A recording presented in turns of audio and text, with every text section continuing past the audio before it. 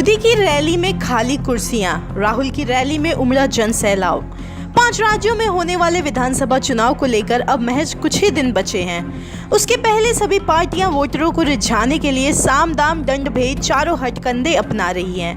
कहीं पाकिस्तान और आतंकवाद का डर दिखाया जाता है तो कहीं मुफ्त की रेवड़ियां बांटी जा रही हैं। इन सब के बीच भाजपा की तरफ से जहां पीएम मोदी चुनाव प्रचार की कमान संभाले हुए हैं, तो वहीं कांग्रेस की तरफ से राहुल गांधी खेवनहार बने हुए हैं। इसी कड़ी में वोटरों को अपने पाले में लाने के लिए पीएम मोदी छत्तीसगढ़ दौरे पर गए थे, तो वहीं राहुल गांधी 2 दिन से तेलंगाना में मोर्चा संभाले हुए हैं। इन सभी रैलियों का एकमात्र लक्ष्य समर्थन जुटाना है। हालांकि भाजपा से पीएम मोदी की रैलियों की वास्तविकता कुछ और ही नजर आ रही है, तो वहीं राहुल गांधी की रैली में इस बार चमत्कार होता दिखाई दे रहा है। दरअसल प्रधानमंत्री मोदी की अनगिनत जनसभाओं से भी बीजेपी में एक किस्म की बेचैनी सी है। आगामी विधानसभा चुनाव के लिए पीएम मोदी जहां भी गए, कई जगहों से लगातार खाली सभा स्थल की तस्वीरें निकलकर आती रहीं।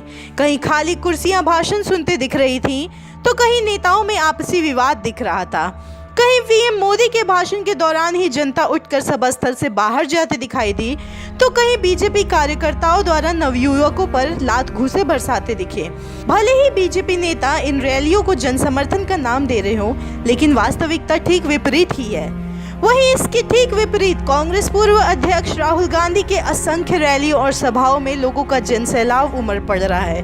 हाल ही का उदाहरण राहुल गांधी के तेलंगाना विशाल जनसभा संबोधन का है, जहां पूरा सभा स्थल लोगों से खचाखच भरा हुआ था।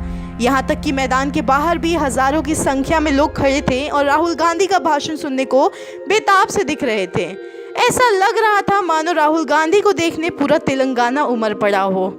जहां तक निगाहें जा रही थी, वहां तक लोगों की भीड़ दिखाई दे रही थी। जिधर भी कैमरा घूमता, हजारों एकड़ में अंधेरा होने तक लाखों की भीड़ पूरे जोश और उत्साह से राहुल गांधी और कांग्रेस पार्टी के समर्थन में उपस्थित रही।